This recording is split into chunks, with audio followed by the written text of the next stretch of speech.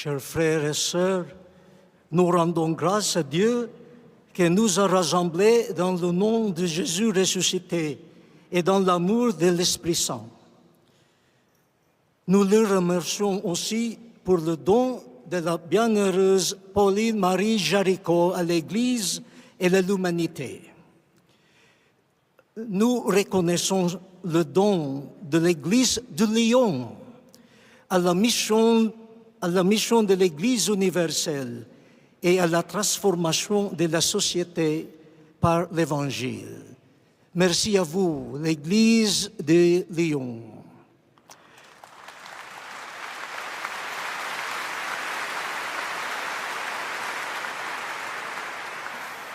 Permettez-moi de vous proposer quelques réflexions basées sur les passages de l'Écriture que nous venons d'entendre.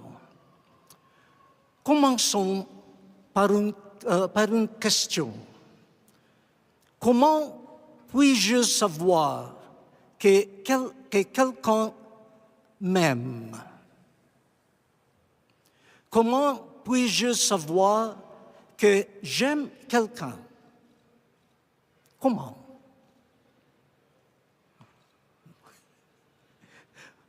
On pourrait répondre en disant, c'est quand nous conservons les cadeaux que nous avons reçus de ceux que nous aimons, ou quand nous avons des photos d'eux que nous gardons toujours avec nous, ou quand nous gardons des lettres, des SMS, des selfies, des emails que nous relisons encore et toujours, ranimant des sentiments qui ne passent jamais.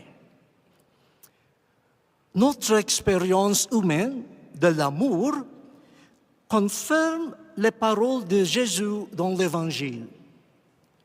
Celui qui m'aime gardera ma parole. Gardez sa parole. Gardez le don de sa parole. Aimons-nous suffisamment Jésus pour chérir sa parole, qui est la parole du Père qu'il a envoyé? Garder la parole de Jésus implique de l'écouter, d'apprendre de lui, de contempler et de prier avec sa parole, comme sa Sainte Mère Marie l'a fait.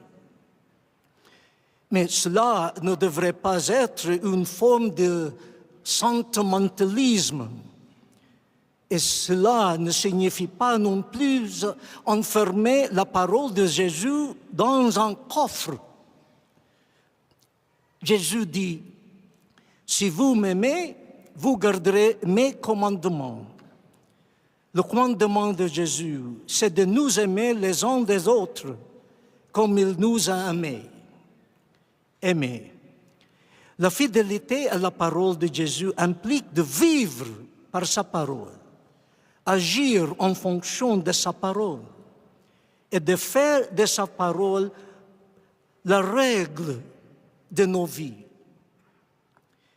Mais nous ne devrions pas oublier que Jésus n'est pas simplement le messager de la parole de Dieu. Il est lui-même le Verbe de Dieu devenu humain. Aimer Jésus, cela veut dire lui permettre de demeurer activement en nous, de sorte que nous puissions dire avec Saint Paul, le Christ vit en moi. Ma vie dans la chair, je la vis par la foi au Fils de Dieu qui m'a aimé et qui s'est livré pour moi. Aimer Jésus, c'est répondre avec reconnaissance à celui qui nous a aimés le premier. Aimer Jésus, c'est le laisser, lui qui est la parole de Dieu, vivre, agir et aimer en moi et à travers moi. nous voyons en Pauline Jaricot un témoignage vivant de la puissance de l'amour pour Jésus, un amour qui devient une identification à Jésus. Cela nous conduit à mon second point. Aimer Jésus en étant fidèle à sa parole est un don de Dieu dans l'Esprit Saint. Jésus dit, le défenseur, l'Esprit Saint, que le Père va envoyer en mon nom, il vous enseignera toutes choses et vous fera vous souvenir de tout ce que je vous ai dit.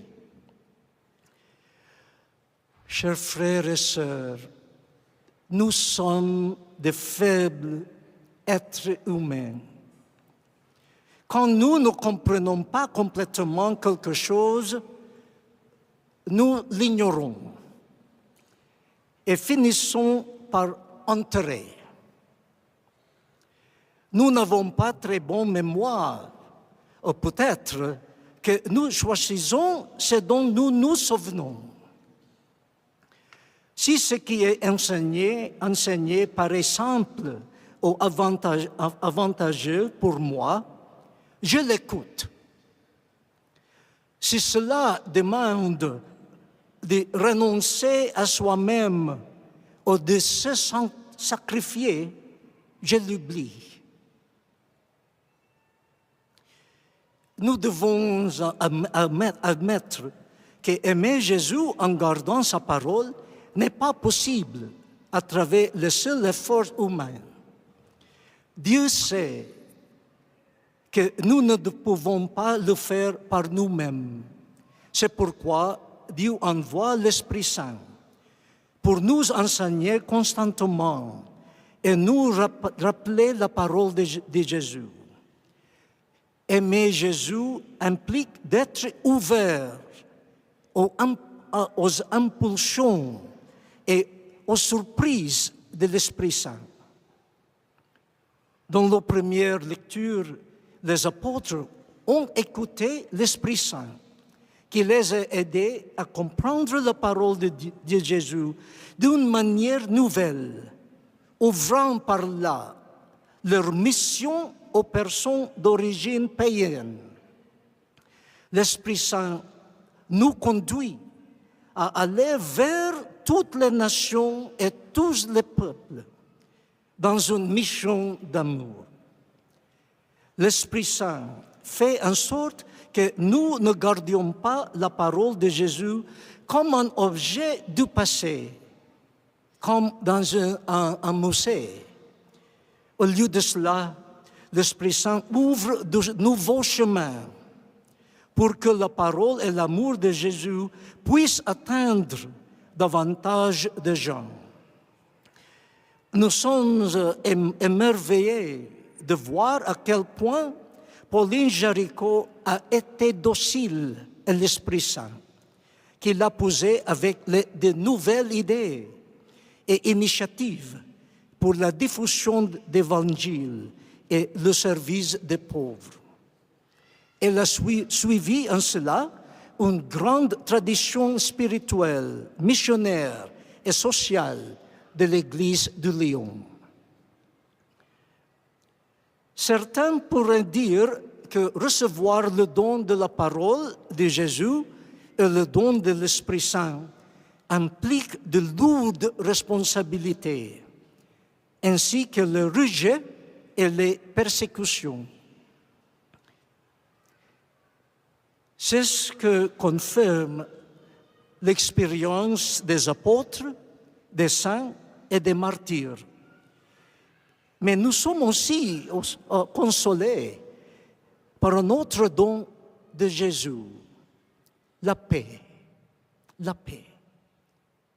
Il dit, je vous laisse la paix, je vous donne ma paix. Je ne vous la donne pas à la manière du monde.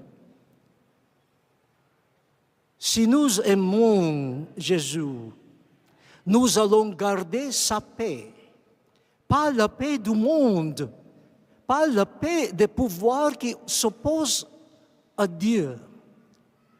Voici quelques exemples de la manière dont le monde donne la paix.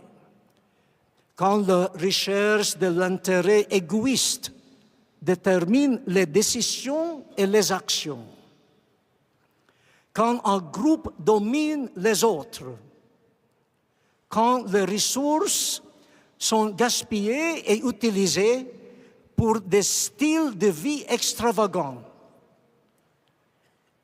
Quand des personnes humaines sont éliminées parce qu'il n'est pas commode de vivre avec elles. Quand des murs empêchent des personnes différentes de nous de se rapprocher de nous. Quand il y a de l'argent en abondance pour produire des armes, mais pas assez pour donner accès à l'eau, à la nourriture, à un foyer, à une éducation, à des médicaments et à des emplois. Le monde emploie ces stratégies pour la paix qui est la sienne.